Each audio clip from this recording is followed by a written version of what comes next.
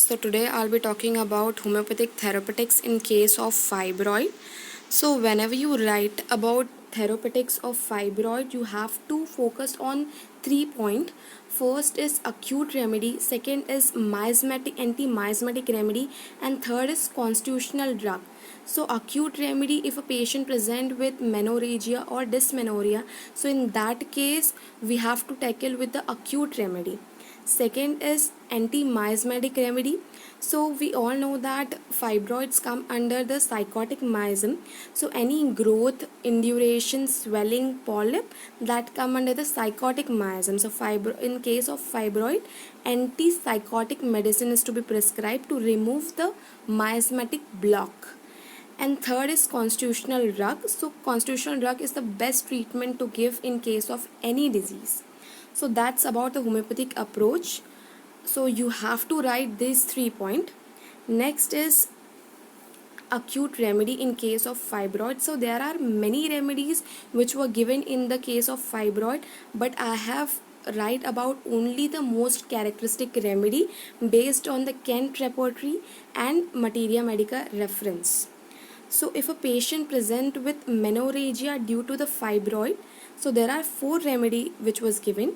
First is Thalapsi bursa pastoris, second is Ustilago, third is Sabina, and fourth is Vinca minor. Next is dysmenorrhea due to the fibroid. There is Trillium pendulum, Sabina, Aurum netronatum. So Sabina is for the menorrhagia and dysmenorrhea for both the things. And next is fibroid with a tumor in chest. So there is a thyroidinum. So let's discuss a few remedy in details. So here I have only given the characteristic physical particular of the remedy. So whenever you are writing about the therapeutics, so you have to write in a pattern. So you can watch my previous video. In that I have talked about how to write homeopathic therapeutics in pattern. So here I have only mentioned the most characteristic physical particular of that remedy.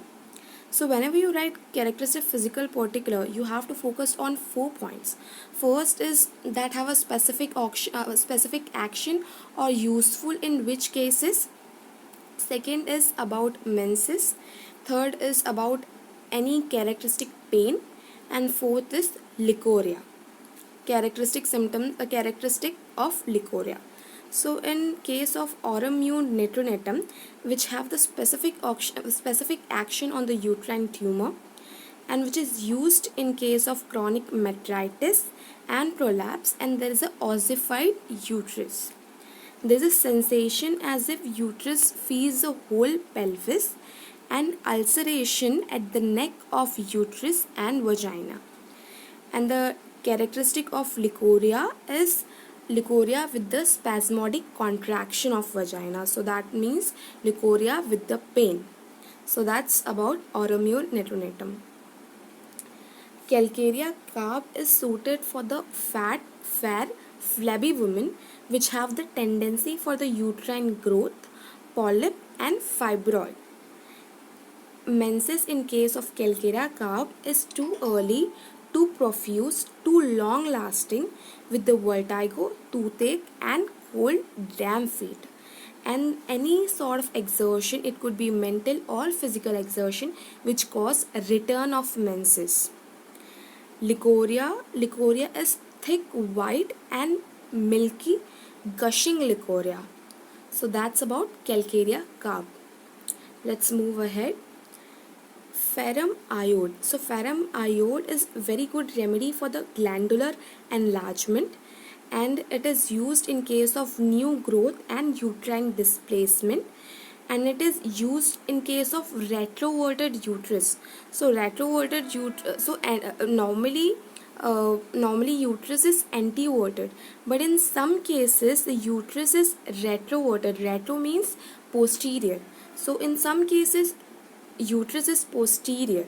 So there is so ferrum iode is used in that case with a constant down pain.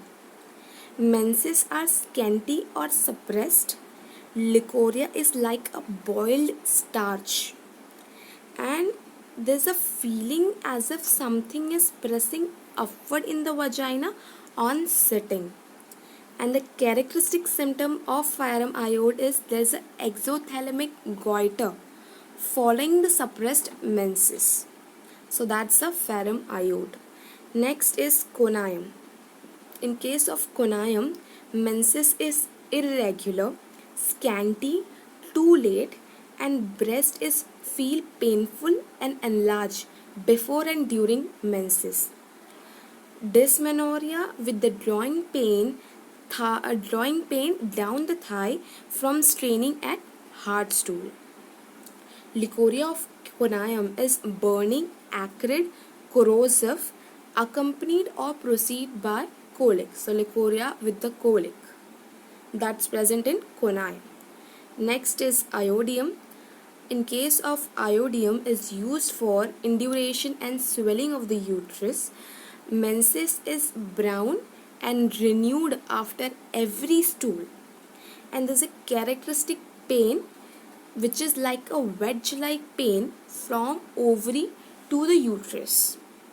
Leukorrhea is acrid, thick, profuse, corrosive, which corrode the linen. That's a material of the cloth, which so that much acrid, which corrode the linen and worse at the time of menses.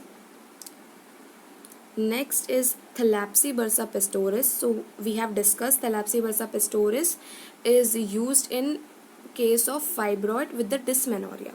So is used with the cramps and expulsion of the clot. Menses is metrorrhagia with the violent uterine colic, and every alternate period is very profuse. So patient is scarcely recover from one period before another begins. Leukorrhea is before and after menses, bloody, dark offensive and stain indelible. And there is a sore pain in the womb which aggravation on rising. So that's about Thalapsy bursa. Next is Eustilago.